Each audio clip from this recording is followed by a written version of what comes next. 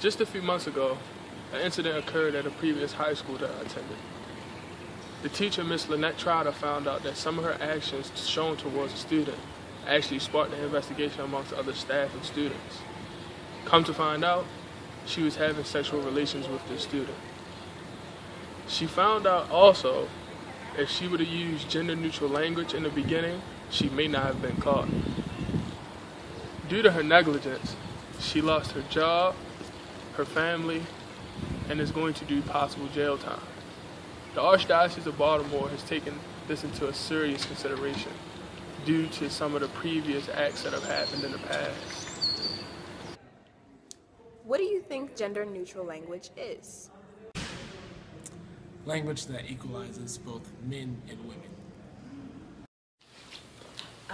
Is it like language that both male and female feel comfortable saying, or like relates to both of them? I would say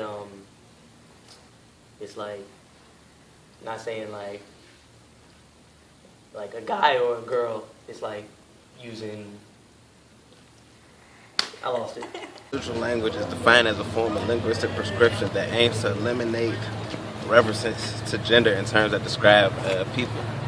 Pretty much back in the day, in the 50s or 60s, you had terms like fireman, policeman, mankind, and amongst any other terms that were used to describe people as a whole. But in today's society, you now have a very self-conscious society, a society that's very driven to push equality. So in doing so, we've come up with the term gender-neutral language to eliminate mankind and come with humankind, eliminate policeman, come with police person, or a fireman, or police officer, or firefighter. I think that there's nothing specifically wrong with gender-neutral language in itself, because I understand that people want equality in its fullness and in its wholeness.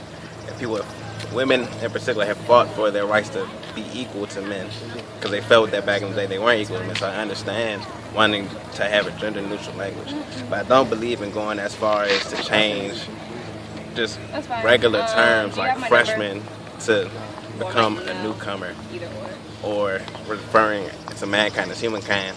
It's kind of wishy-washy, because mankind is really just a term for everyone. So it has its pros and cons. Personally, I think gender-neutral language is something that's just a part of everyday society. Everyone has grown up with gender-neutral language because of how things were hundreds of years ago. Taking it to an extreme sense, like editing the Bible or the Constitution or the Bill of Rights, isn't necessary, because we all know that it applies to everyone.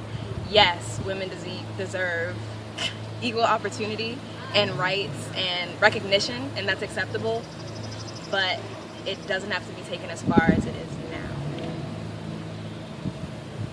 Gender-neutral language.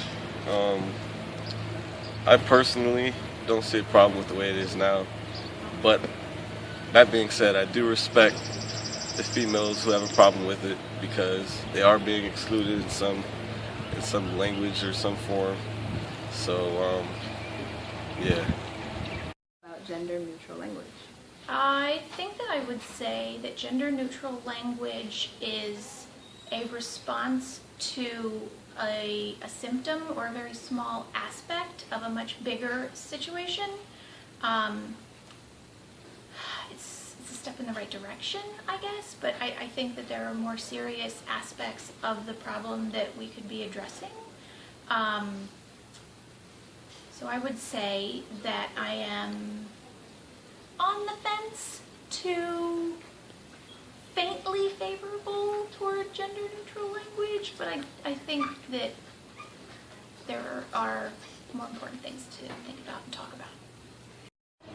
How I feel about gender-neutral language? I mean, I'm fine with it.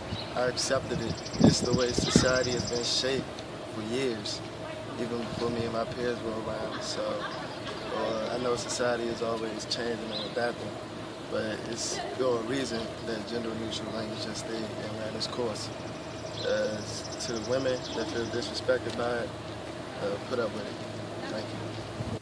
I I would say keep it how it is because I don't think it means like man as in like man as in male. I think it means man as in like mankind.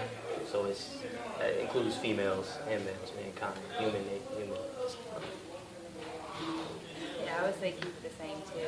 Number one, because I personally don't feel that it's that big of a deal. And to go as far as changing the Bible because a woman feels as though that the Bible is like directly speaking about a man, I just don't think that's it. In conclusion, gender-neutral language still plays a big part in our society, whether you like it or not. As things do in culture, it is continually adapting with time, but it's a reason why it stands. And on behalf of the greatest group in this class, this is our gender-neutral language project.